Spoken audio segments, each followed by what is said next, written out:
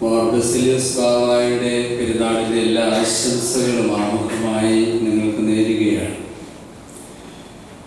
25-ാമത്തെ സങ്കീർത്തനം ജീവിതത്തിൻ്റെ പ്രതിസന്ധികളിൽ വായിക്കുവാൻ വളരെ അനുയോജ്യമായ ഒരു സങ്കീർത്തനമാണ്. സാം 25. ഈ സങ്കീർത്തനം എഴുതുമ്പോൾ ദാവീദ് വളരെ ഒരു മിശ്രബിളായിട്ടുള്ള വൈദ്യുതി നിറഞ്ഞ ഒരു ഘട്ടത്തിലായിരുന്നു. ദാവീദിൻ്റെ ഈ സങ്കീർത്തനം എഴുതുന്ന സാഹചര്യത്തെക്കുറിച്ച് ദൈവശാസ്ത്രജ്ഞന്മാർ പറയുന്നത്, David was afflicted, he was nowhere to go, the Saul is pursuing, people are turning against him, there is nobody to trust. വല്ലാത്തൊരു ദുരന്തപൂർണമായ അവസ്ഥയായി. ആരും വിശ്വസിക്കാൻ കൊള്ളാവുന്നവരായി ചുറ്റുമുണ്ടായിരുന്നില്ല. ഒരു രാജാവ് കൊല്ലുവാനായിട്ട് പടയണിയുമായിട്ട് പിന്തുടരുന്നു. എവിടെ തിരിഞ്ഞാലും ശത്രുക്കൾ അപകടം നിറഞ്ഞ സാഹചര്യം. അങ്ങനെ ജീവിതത്തിലെ വളരെ വിഷമപൂർണമായ ഒരു സാഹചര്യത്തിലാണ് ദാവീദ് ഈ സങ്കീർത്തനം എഴുതുന്നത്. നമ്മളൊക്കെ പലപ്പോഴും കടന്നു പോന്നിട്ടുള്ള സാഹചര്യം. എത്രയോ പ്രാവശ്യം നമ്മൾ ഒറ്റപ്പെട്ടിട്ടുണ്ട് ജീവിതത്തിൽ. നമ്മളത് തെറ്റ് ചെയ്യാതെ കുറ്റം ആരോപിക്കപ്പെട്ടിട്ടുണ്ട്. ഒരിക്കലും നമ്മെ വെറുക്കുകയില്ല എന്ന് നാം ചിന്തിച്ച പലരും നമ്മെ വെറുത്തിട്ടുണ്ട്. നമ്മുടെ ജീവിതത്തിൽ നമ്മുടെ വീഴ്ച കാണാൻ ആഗ്രഹിക്കുന്നവർ നമുക്ക് ചുറ്റും കൂടിയിട്ടുണ്ട്. ദാവീദിന്റെ ഈ കഷ്ടപ്പാടുകളൊക്കെ പൂർണ്ണമായും സംഭവിച്ചത് കാൽവറിയിലാണ്. അതുകൊണ്ടാണ് ദാവീദിനെ ക്രിസ്തുവിൻ്റെ പ്രതീകം എന്ന് പറയുന്നത്. ക്രിസ്തുവിൻ്റെ ഒരു മോഡലാണ് ദാവീദ്. ദാവീദ് അനുഭവിച്ചതായ പീഡകൾ മുഴുവൻ ഭാഗികമായി നമ്മളൊക്കെ അനുഭവിച്ചിട്ടുണ്ടാകും. എന്നാൽ അത് മുഴുവൻ അനുഭവിച്ചത് ക്രിസ്തുവാണ്. നമുക്കറിയാം, ക്രിസ്തുവിൻ്റെ കുരിശുമായിട്ടുള്ള വേദനാപൂർണമായ യാത്രയിൽ അദ്ദേഹത്തിൽ നിന്ന് സൗഖ്യമായ ഒരു മനുഷ്യൻ പോലും കുരിശിനോട് ചേർന്ന് നടന്നില്ല. യേശു സൗഖ്യമാക്കിയവർ, യേശു ആശ്വസിപ്പിച്ചവർ, യേശു മരണത്തിൽ നിന്ന് ജീവിതത്തിലേക്ക് കൊണ്ടുവന്നവർ, അങ്ങനെ അനേകം ആളുകളുണ്ടായിരുന്നു. അവരാരും ക്രിസ്തുവിനോട് കൂടി ഉണ്ടായിരുന്നില്ല. ഇത് ജീവിതത്തിൻ്റെ ദുരന്തപൂർണമായ ഒരവസ്ഥയാണ്. ഈ സാഹചര്യത്തിൽ ദാവീദ് ഒരു കാര്യം ചിന്തിച്ചു. എനിക്കിപ്പോൾ ആരുമില്ലെങ്കിലും എനിക്ക് എൻ്റെ ദൈവമുണ്ട്. അതായിരുന്നു ദാവീദിനെ മുന്നോട്ട് പോകാൻ പ്രേരിപ്പിച്ചത്. ജീവിതത്തിൻ്റെ പ്രതിസന്ധികൾ ആളുകൾ വളരെ കഠിനമായ ചില തീരുമാനങ്ങൾ എടുക്കാറുണ്ട്. കുടുംബബന്ധങ്ങൾ ഉലയാറുണ്ട്. ലഹരി പോലുള്ള ചില ശീലങ്ങൾ ചിലരുടെ ജീവിതത്തിലേക്ക് കടന്നു വരാറുണ്ട്. ആത്മീയത്തിൽ നിന്ന് ചിലർ ഒറ്റപ്പെട്ടു പോകാറുണ്ട്. എന്നാൽ ദാവീദ് ഈ സമയത്ത് ചെയ്തത്, എന്നെ സ്നേഹിക്കുന്ന, കരുതുന്ന, കാക്കുന്ന ഒരു ദൈവമുണ്ട്, അതുകൊണ്ട് ഞാൻ ഉറച്ചു പോകുമെന്നുള്ള ഒരു വിശ്വാസമായിരുന്നു ദാവീദിനുണ്ടായിരുന്നത്. ദാവീദ് ഈ സങ്കീർത്തനത്തിൽ പറയുന്നത് ദൈവം ഇഷ്ടപ്പെടുന്ന 5 തരം ആളുകളുണ്ടെന്നാണ്. 5 types of people God is taking care of their problems. God has a wide range of coverage to the atrocities of their life. 5 തരം ആളുകൾ. അത് ഈ സങ്കീർത്തനത്തിൻ്റെ ഒരു പ്രത്യേകതയാണ്. ഈ 5 വിഭാഗം ആളുകളെ ദൈവം കരുതിക്കൊള്ളും. അവർക്ക് യാതൊരു ഭയത്തിൻ്റെ ആവശ്യമില്ല. ദൈവത്തിൻ്റെ ഒരു വലിയ കവറേജ് അവർക്ക് ചുറ്റുമുണ്ട്. ഈ 5 തരം ആളുകളെ നമുക്കൊന്ന് പരിചയപ്പെടാം. ഇവര് വലിയ സാഹസികമായ എന്തെങ്കിലും ചെയ്യുന്നവരാണെന്നൊന്നും സങ്കീർത്തനക്കാർ പറയുന്നില്ല. വലിയ ഉപാസനകൾ നടത്തുന്നവരാണെന്നോ, ധനികരാണെന്നോ, സമൂഹത്തിൽ ഏറ്റവും ഉയർന്ന നിലയിൽ നിൽക്കുന്നവരാണെന്നോ ഒന്നും പറയുന്നില്ല. ദൈവം ഇഷ്ടപ്പെടാൻ ചില സാധാരണ മിനിമം ക്വാളിഫിക്കേഷൻസ് മതി. ഒന്നാമത് പറയുന്നത് 1-2 വാക്യങ്ങളിലാണ്. നിങ്ങളിലേക്ക് ഞാൻ മനസ്സുയർത്തുന്നു, നിന്നിൽ ഞാൻ ആശ്രയിക്കുന്നു. ദൈവം ഇഷ്ടപ്പെടുന്ന ഒന്നാമത്തെ തരം ആളുകൾ those who glorify God. ദൈവത്തെ മഹത്വപ്പെടുത്തുന്നവർ, ദൈവത്തിൽ എപ്പോഴും ഒരു ആശ്രയം വയ്ക്കുന്നവർ, അങ്ങനെയുള്ളവരെ ദൈവം ഉപേക്ഷിക്കില്ല. The close dependency with God. നമ്മുടെ ആരാധനയുടെ മഹത്വം എന്താണ്? ദൈവത്തെ സ്തുതിക്കുകയും സ്തോത്രം ചെയ്യുന്നു എന്നുള്ളതാണ്. ഓരോ ഞായറാഴ്ചയും ആ ആഴ്ച നമ്മെ പരിപാലിച്ച് ദൈവത്തിൻ്റെ സ്തുതി സ്തോത്രങ്ങൾ കരയറ്റുന്ന ഒരു വലിയ അനുഗ്രഹ ബലിയാണ് നമ്മുടെ കുർബാന. അതുകൊണ്ടാണ് നമ്മുടെ സഭയുടെ ഐശ്വര്യവും പുണ്യവും. ദൈവം തന്നെ ആശ്രയിക്കുന്ന മനുഷ്യരെ കൈവിടില്ല. രണ്ടാമത് ദൈവം ഇഷ്ടപ്പെടുന്ന ആളുകളെ കുറിച്ച് പറയുന്നത് 3-ാമത്തെ വാക്യത്തിലാണ്. ദൈവത്തിന് വേണ്ടി കാത്തിരിക്കുന്നവർ, those who wait for God. അങ്ങനെയുള്ളവരെ ദൈവം ഒരിക്കലും കൈവിടില്ല. ദൈവത്തിന് വേണ്ടി കാത്തിരിക്കുന്ന ഒത്തിരി സാഹചര്യങ്ങളുണ്ട്. ആരാധന എന്ന് പറയുന്നത് ദൈവത്തിന് വേണ്ടി കാത്തിരിക്കലാണ്. ബൈബിൾ പഠനം എന്ന് പറയുന്നത് ദൈവത്തിന് വേണ്ടി കാത്തിരിക്കലാണ്. ജീവിതത്തിൽ നാം കാത്തിരിക്കുന്ന സമയങ്ങളൊന്നും നഷ്ടമല്ല. നമ്മൾ എത്രയോ സമയം നഷ്ടപ്പെടുത്തുന്നുണ്ട്. ഒരു സർവേ പറയുന്നത് റെഡ് ലൈറ്റിൽ ഗ്രീൻ ലൈറ്റ് വെയിറ്റ് ചെയ്ത് ഒരാൾ അയാളുടെ ജീവിതത്തിലെ 1 വർഷക്കാലത്ത് സമയം നഷ്ടപ്പെടുത്തുന്നുണ്ടെന്നാണ്. ട്രാഫിക് ബ്ലോക്ക് കൂടി ഉണ്ടെങ്കിൽ പറയണ്ട. നമ്മുടെ ജീവിതത്തിൽ ഡോക്ടേഴ്സ് ഓഫീസിൽ നമ്മൾ വെയിറ്റ് ചെയ്ത് സമയം കളയുന്നുണ്ട്. നമ്മൾ പലപ്പോഴും നമ്മുടെ കാര്യസാധ്യതകൾക്ക് വേണ്ടി പല സ്ഥലങ്ങളിലും പോയി നമ്മൾ ഒത്തിരി സമയം വെയിറ്റ് ചെയ്യും. എന്നാൽ യഹോവയ്ക്ക് വേണ്ടി കാത്തിരിക്കുന്നത് നഷ്ടമല്ല. പലപ്പോഴും ആത്മീയ അനുഷ്ഠാനങ്ങൾക്ക് വരുമ്പോഴാണ് ആളുകൾ സമയത്തിൻ്റെ കണക്ക് പറയുന്നത്. ഒരുപാട് ആരാധന നീണ്ടുപോകുന്നു, സമയം ഒരുപാട് വർദ്ധിക്കുന്നു, വളരെ ലെങ്തിയാണ് എന്നൊക്കെ പലപ്പോഴും പരാതി പറയാറുണ്ട്. എന്നാൽ സങ്കീർത്തനക്കാരൻ പറയുന്നത് യഹോവയ്ക്ക് വേണ്ടി കാത്തിരിക്കുന്നവർ ഒരിക്കലും ലജ്ജിച്ചു പോവുകയില്ല എന്നാണ്. ഇത് നമ്മുടെ ജീവിതത്തിലെ ഒരു വളരെ ഡിറ്റർമൈൻഡ് ആയിട്ടുള്ളൊരു തീരുമാനമാണ്. ദൈവത്തിന് വേണ്ടി കാത്തിരിക്കാൻ നമ്മുടെ ജീവിതത്തിലെ കുറച്ച് സമയങ്ങൾ നീക്കിവെക്കണം. കുടുംബവുമായി ദൈവത്തെ പ്രാർത്ഥിക്കുവാൻ, പാടി പുകഴ്ത്തുവാൻ, ദൈവത്തിൻ്റെ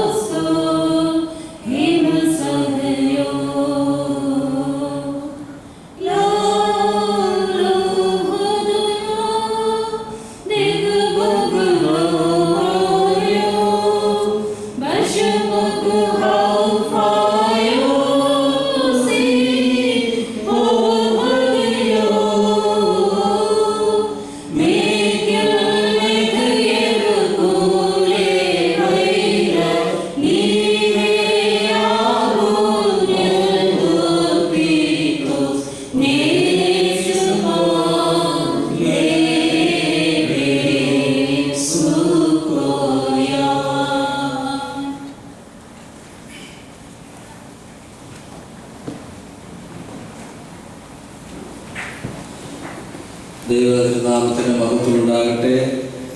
ഏറ്റവും ആദരണീയനായ അഭിമന്യ തിരുവേദി, ഈ 25-ാം സങ്കീർത്തനത്തിൽ ദൈവം ഇഷ്ടപ്പെടുന്ന 5 തരം ആളുകളെ കുറിച്ചായിരുന്നു നമ്മൾ ചിന്തിച്ചു കൊണ്ടിരുന്നത്. ഒന്നാമത്, ദൈവത്തെ മഹത്വപ്പെടുത്തുന്നവരെ ദൈവത്തിന് ഇഷ്ടമാണ്. Those who glorify him. രണ്ടാമത്, those who wait for God. ദൈവത്തിന് വേണ്ടി കാത്തിരിക്കുന്നവരെ ദൈവം ഒരിക്കലും കൈവിടില്ല. അവരുടെ ആവശ്യങ്ങളിൽ, ജീവിതത്തിൻ്റെ പ്രതിസന്ധികളിൽ ദൈവമുണ്ടായിരിക്കും. അതുകൊണ്ട് നമ്മൾ എപ്പോഴും ചിന്തിക്കണം, ദൈവ ആരാധനയ്ക്കും ദൈവവചന പഠനത്തിനും ദൈവിക ധ്യാനത്തിനും വേണ്ടി നീക്കി വയ്ക്കുന്ന സമയം ഒരിക്കലും നഷ്ടമല്ല. ഇവിടെ നമുക്ക് ഡയറക്റ്റായി അതിന് പ്രതിഫലം ലഭിക്കുന്നില്ല എന്ന് തോന്നിയാലും ദൈവത്തിന് വേണ്ടി കാത്തിരിക്കുന്നവർ ഒരിക്കലും ലജ്ജിച്ചു പോവുകയില്ല എന്നാണ് പറയുന്നത്. മൂന്നാമത്, ദൈവം ഇഷ്ടപ്പെടുന്ന വ്യക്തികളെ കുറിച്ച് 4-5 വാക്യങ്ങളിലാണ് പറയുന്നത്. Those who ask him. ദൈവത്തോട് ചോദിക്കുന്നവർ ദൈവത്തിന് അവർക്ക് വഴി പറഞ്ഞു കൊടുക്കുന്ന ഒരു ദൈവമാണ്. നമ്മുടെ ജീവിതത്തിന് ഓപ്പറേഷൻ മാനുവൽ ഇല്ലാത്തതാണ്. മാപ്പും റൂട്ടും ഇല്ലാതെയാണ് നമ്മുടെ ജീവിതയാത്ര തുടങ്ങുന്നത്. നാളെ നേരം വെളുക്കുമ്പോഴാണ് നമ്മുടെ ജീവിതത്തിൻ്റെ നാളേക്കുള്ള വഴി ദൈവം തുറന്നു തരുന്നത്. GPS ഉപയോഗിക്കുന്നവർക്കറിയാം, 2 കിലോമീറ്റർ വീതമുള്ള ഫ്രാഗ്മെൻ്റ് ആയിട്ടാണ് GPS സമയം തരുന്നത്, റൂട്ട് തരുന്നത്. നമ്മുടെ ജീവിതത്തിൻ്റെ റൂട്ടും മാപ്പും ദൈവത്തിൻ്റെ കയ്യിലാണ്. ജീവിതത്തിൻ്റെ ചില നാൽക്കവലകളിൽ ചില തീരുമാനങ്ങൾ എടുക്കാൻ നമ്മൾ വളരെ കൺഫ്യൂഷനായിരിക്കുമ്പോൾ ദൈവം ചോദിക്കുന്നവർക്ക് വഴി പറഞ്ഞു കൊടുക്കും. നമ്മൾ എന്തെല്ലാം പ്രതിസന്ധികളിലൂടെയാണ് കടന്നു പോകുന്നത്. നമ്മുടെ കുഞ്ഞുങ്ങളുടെ ജീവിതത്തിൻ്റെ ഗൈഡൻസ് കൊടുക്കേണ്ടി വരുമ്പോൾ, ദമ്പതികൾക്ക് ഒരുമിച്ച് തീരുമാനമെടുക്കേണ്ടി വരുമ്പോൾ എല്ലാം ദൈവമാണ് നമുക്ക് വഴികൾ പറഞ്ഞു തന്നത്. നമുക്ക് അവർക്കും ദർശനങ്ങളൊന്നും കിട്ടിയിട്ടുണ്ടാവില്ല. പക്ഷേ ദൈവം പറഞ്ഞു തരുന്ന പല മാധ്യമങ്ങളുണ്ട്. ദൈവവചനം ഒരു മാധ്യമമാണ്. ആത്മീയ നേതൃത്വം നമുക്ക് തരുന്ന കൗൺസിലിംഗ് ദൈവത്തിൻ്റെ മറുപടിയാണ്. മാതാപിതാക്കൾ പറഞ്ഞു തരുന്ന ഉപദേശങ്ങൾ ദൈവത്തിൻ്റെ മറുപടിയാണ്. ഒരുപക്ഷെ നമുക്ക് മാർഗദർശനം ചിലപ്പോൾ തരുന്നത് നമ്മുടെ സുഹൃത്തുക്കളായിരിക്കും. ഏതായിരുന്നാലും വഴി ചോദിക്കുന്നവർക്ക് വഴി പറഞ്ഞു കൊടുക്കുന്നവനാണ് ദൈവം. വഴി ചോദിക്കുന്നവരെ ദൈവത്തിന് വലിയ ഇഷ്ടമാണ്. എങ്ങനെയാണ് മുമ്പോട്ട് പോകേണ്ടത്? എൻ്റെ ദൈവമേ, എൻ്റെ ജീവിതം ഇപ്പോൾ പ്രതിസന്ധിയിലാണല്ലോ, ഞാൻ എന്ത് തീരുമാനമാണ് എടുക്കേണ്ടത്? ദൈവമേ, ഞാൻ വല്ലാത്തൊരു ക്രൈസിസിലാണല്ലോ, എന്താണ് യഥാർത്ഥ വഴി? അങ്ങനെ ചോദിക്കുന്നവരെ ദൈവത്തിന് ഇഷ്ടമാണ് വഴി പറഞ്ഞു കൊടുക്കുന്നത്. നാലാമത്, ദൈവം ഇഷ്ടപ്പെടുന്ന മനുഷ്യരെ കുറിച്ച് പറയുന്നത് 22-ാമത്തെ വാക്യമാണ്. അതിൽ പറയുന്നത് those who are clean, നിഷ്കളങ്കരായിട്ടുള്ളവരെ ദൈവത്തിന് വലിയ ഇഷ്ടമാണ്. നമ്മൾ ജീവിക്കുന്നത് ഒരു സിനിക് സംസ്കാരത്തിലാണ്. പലപ്പോഴും വളഞ്ഞ വഴിയിലൂടെ ചിന്തിച്ചില്ലെങ്കിൽ നമുക്ക് നിലനിൽക്കാൻ കഴിയില്ല എന്നാണ് നമ്മൾ ചിന്തിക്കുന്നത്. പലപ്പോഴും ഒരു കാര്യത്തെക്കുറിച്ച് നേരെ ചൊവ്വേ ചിന്തിക്കാൻ തന്നെ നമുക്ക് കഴിയാതെ ആയിരിക്കുന്നു. കാരണം നമ്മെ ചതിക്കുന്നവരുണ്ട്, നമ്മളെ വീഴിക്കാൻ ശ്രമിക്കുന്നവരുണ്ട്, കെണികൾ ഒരുക്കുന്നവരുണ്ട്. അതുകൊണ്ട് നമ്മൾ പലപ്പോഴും എല്ലാ വഴികളും ചിന്തിച്ച് അരുതാത്ത വഴികളിലൂടെ പലപ്പോഴും നീങ്ങാറുണ്ട്. എന്നാൽ ദൈവം ഇഷ്ടപ്പെടുന്നത് നിഷ്കളങ്കരെയാണ്. അവർ ചിലപ്പോൾ ചതിക്കപ്പെട്ടേക്കാം, വഞ്ചിക്കപ്പെട്ടേക്കാം, ചൂഷണം ചെയ്യപ്പെട്ടേക്കാം. പക്ഷെ അതൊക്കെ ദൈവം ഏറ്റെടുത്ത് ആവശ്യമായതൊക്കെ ചെയ്യും. നമ്മുടെ ജീവിതത്തിൽ വരാവുന്ന പ്രതിസന്ധികളെ കുറിച്ചൊന്നും വിലയിരുത്താൻ നമുക്കാവില്ല. നമ്മുടെ വഴികളിൽ അനേകം ആളുകൾ വിരുദ്ധതയുടെ തടങ്ങൾ പാറ വച്ചേക്കും. പക്ഷേ നിഷ്കളങ്ക ഹൃദയത്തോടുകൂടി ദൈവസന്നിധിയിൽ നിൽക്കുന്നവർക്ക് ദൈവം വഴിയൊരുക്കും. നിഷ്കളങ്ക മനസ്സുള്ളവരെ ദൈവത്തിന് വളരെ ഇഷ്ടമാണ്. 66 സങ്കീർത്തനം 18 വാക്യത്തിൽ ദാവീദ് ഇങ്ങനെ പറയുന്നുണ്ട്, ഞാൻ ഹൃദയത്തിൽ അകൃത്യം കരുതിയിരുന്നെങ്കിൽ കർത്താവ് കേൾക്കയില്ലായിരുന്നു. ഞാൻ ഹൃദയത്തിൽ അകൃത്യം കരുതിയിരുന്നെങ്കിൽ കർത്താവിൻ്റെ പ്രാർത്ഥന കേൾക്കില്ലായിരുന്നു. പ്രാർത്ഥിക്കുന്നതിന് മുമ്പുള്ള പ്രീ കണ്ടീഷനാണ് ഇവിടെ പറയുന്നത്. ഹൃദയം ക്ലീനായിരിക്കണം. അകൃത്യവും വെറുപ്പും വിദ്വേഷവും പകയുമൊക്കെ നിറഞ്ഞ ഹൃദയത്തിൽ നിന്നുള്ള പ്രാർത്ഥനകൾ ദൈവസന്നിധിയിൽ സ്വീകാര്യയോഗ്യമല്ലെന്നാണ് ദാവീദ് പറയുന്നത്. നമ്മുടെ പ്രാർത്ഥനകളൊക്കെ ചെല്ലുമ്പോൾ ദൈവത്തിനറിയാം ഇതിൻ്റെ ഉറവിടം എവിടെയാണ്. നിഷ്കളങ്ക ഹൃദയത്തിൽ നിന്നുള്ള പ്രാർത്ഥനകൾ പ്രയോറിറ്റി ലിസ്റ്റിലാണ്. അതിൻ്റെ ഡെലിവറൻസ് വളരെ ഫാസ്റ്റാണ്. അതിനുള്ള മറുപടിയും വളരെ പെട്ടെന്നാണ്. അതുകൊണ്ട് ദാവീദ് പറഞ്ഞു, എൻ്റെ ഹൃദയത്തിൽ അകൃത്യമുണ്ടായിരുന്നപ്പോഴൊക്കെ ഞാൻ വിളിച്ചിട്ട് കേട്ടില്ല. ഒരു കുഞ്ഞ് മരണത്തിൽ നിന്ന് രക്ഷപ്പെടണമെന്ന് ഉപവസിച്ച് കരഞ്ഞ് പ്രാർത്ഥിച്ചു ദാവീദ്, ദൈവം കേട്ടില്ല. എന്നാൽ ജീവിതത്തിൻ്റെ പ്രതിസന്ധികളിൽ ഏകനായി ഒരു രാജാവിനെ പേടിച്ച് കാടുകളിലൂടെ നടന്നപ്പോഴൊന്നും ദാവീദിനെ ഒന്നും ചെയ്യാൻ ശൗലിന് കഴിഞ്ഞില്ല. പ്രാർത്ഥന കേട്ടു. ജീവിതത്തിൽ ദാവീദ് മനസ്സിലാക്കിയ വലിയൊരു സത്യമാണ്, if there is iniquity in our mind, God will not hear us. ഹൃദയത്തിൽ അകൃത്യമുണ്ടെങ്കിൽ ദൈവം പ്രാർത്ഥന നിരസിക്കും. അതുകൊണ്ട് ദൈവം ഇഷ്ടപ്പെടുന്ന 4ാമത്തെ വിഭാഗം ആളുകൾ those who are clean. അവസാനമായിട്ട് പറയുന്നത് 15ാമത്തെ വാക്യമാണ്, 25-ാം അധ്യായം 15-ാം വാക്യം. those who submit. തനിക്കുള്ളതും തൻ്റെ ജീവിതത്തിൻ്റെ എല്ലാം ദൈവസന്നിധിയിൽ സമർപ്പിക്കുന്നവരെ ദൈവം കേട്ടില്ല. ഒരു ഭണ്ഡാരത്തിൽ വന്നു വീഴുന്ന വലിയ വെള്ളി നാണയങ്ങളും സ്വർണ്ണ നാണയങ്ങൾക്കും ഇടയ്ക്ക് തൻ്റെ സർവസമ്പാദ്യമായ ചെമ്പ് കാശിട്ട് വളരെ എളിമയോടെ ഒരു വിധവ പിന്മാറിയപ്പോൾ യേശു പറഞ്ഞു, അവളാണ് കൂടുതലിട്ടത്. മറ്റുള്ളവരൊക്കെ അവരുടെ സമ്പാദ്യത്തിൻ്റെ സൗഭാഗ്യത്തിൻ്റെ ഒരു ഭാഗം ഇട്ടപ്പോൾ ഇവൾ തനിക്കുള്ളതെല്ലാം ദൈവത്തിന് സമർപ്പിച്ചത് ചെമ്പ് കാശാണെങ്കിലും അതിൻ്റെ മൂല്യം വളരെ വലുതാണ്. നമ്മൾ ദൈവസന്നിധിയിൽ പൂർണ്ണമായി സമർപ്പിക്കുമ്പോഴാണ് നമ്മുടെ മക്കൾ സുരക്ഷിതരായി തീരുന്നത്. നമ്മുടെ കുഞ്ഞുങ്ങൾ, നമ്മുടെ ജീവിത പങ്കാളി, നമ്മുടെ ജോലി എല്ലാം ദൈവത്തിൻ്റെ ദാനമാണ്. ഒന്നുമില്ലാതെ ഞങ്ങൾ വന്നു എന്ന് പറയാൻ കഴിയുന്ന പ്രവാസികളാണ് നമ്മൾ അമേരിക്കയിലുള്ളവർ. ഒന്നും കൊണ്ടുവന്നില്ല. ലഭിച്ചതെല്ലാം ദൈവത്തിൻ്റെ ദാനമാണ്. ഞാൻ 3 ഷിഫ്റ്റ് ചെയ്തു, ഞാൻ വളരെ ഇൻ്റലിജൻ്റ് ആയിരുന്നു, ഞാൻ ഇവിടെ വന്ന് 2 കോഴ്സ് ചെയ്തു, അതൊന്നും നമ്മൾ പറയരുത്. അമേരിക്കയിൽ തന്നെ ഭിക്ഷ വാങ്ങുവാൻ കൈ നീട്ടുന്നവർ അനേകമുണ്ട്. വലിയ ഇൻഹെറിറ്റൻസ് ഉള്ള കുടുംബത്തിൽ ജനിച്ച് ഇന്ന് മെൻ്റൽ ഹോസ്പിറ്റലിൽ ഒരഭയാർത്ഥിയെ പോലെ കഴിയുന്ന അനേകം ആളുകൾ അമേരിക്കയിലുണ്ട്.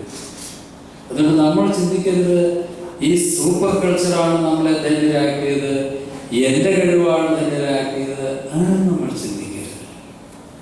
നമ്മുടെ മാതാപിതാക്കൾ വലിയ ബാങ്ക് ബാലൻസും വലിയ പണത്തിൻ്റെ കണക്കുകളൊന്നും ഇല്ലാതിരുന്നവർ നമ്മളെ നെഞ്ചിലേറ്റി ദൈവസന്നിധിയിൽ സമർപ്പിച്ചു. അതിൻ്റെ പുണ്യമാണ് ഇന്ന് നമ്മൾ അനുഭവിക്കുന്നത്.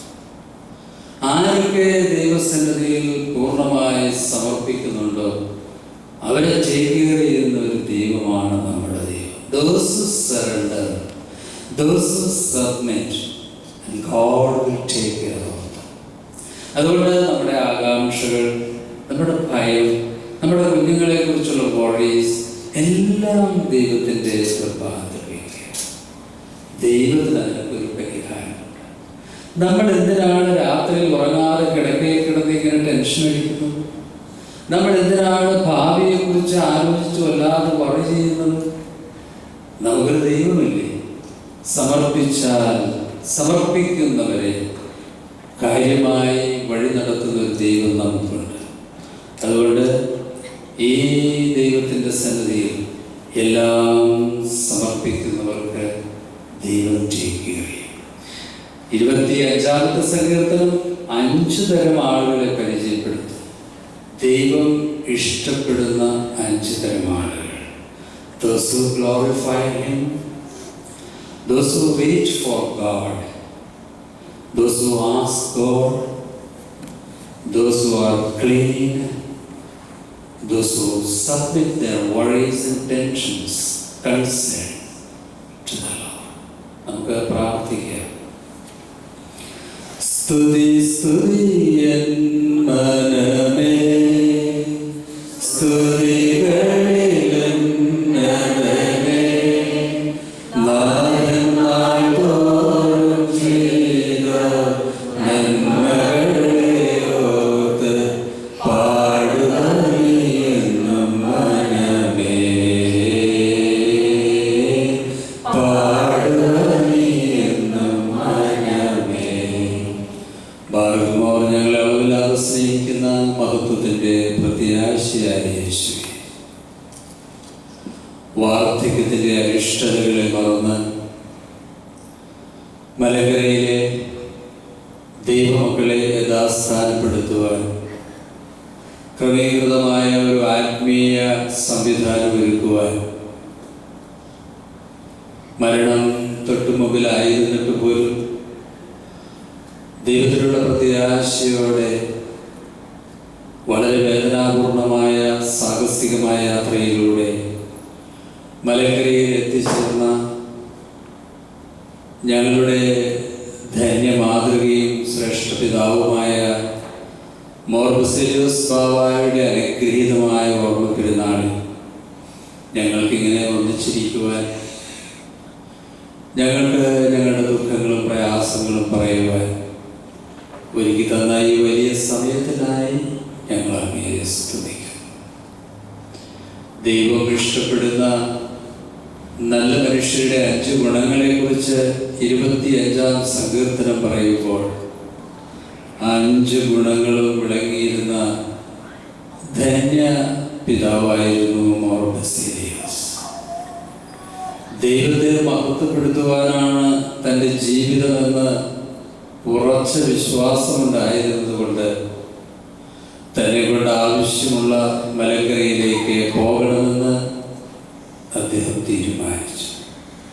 മരണമെങ്കിൽ മരണം, ക്ഷീണമെങ്കിൽ ക്ഷീണം, ദൈവം അതൊക്കെ കരുതിക്കൊള്ളുമെന്ന ചിന്തയോടെ ദൈവത്തെ മഹത്വപ്പെടുത്തിക്കൊണ്ട് പിതാവ് സാഹസികമായ യാത്ര തുടർന്നു. ദൈവത്തിനു വേണ്ടി കാത്തിരിക്കുന്ന മനുഷ്യരെ ഇഷ്ടപ്പെടുന്ന ദൈവം മോർ ബസേലിയോസ് ബാവയെ വളരെ ശ്രദ്ധയോടെ വീക്ഷിച്ചു.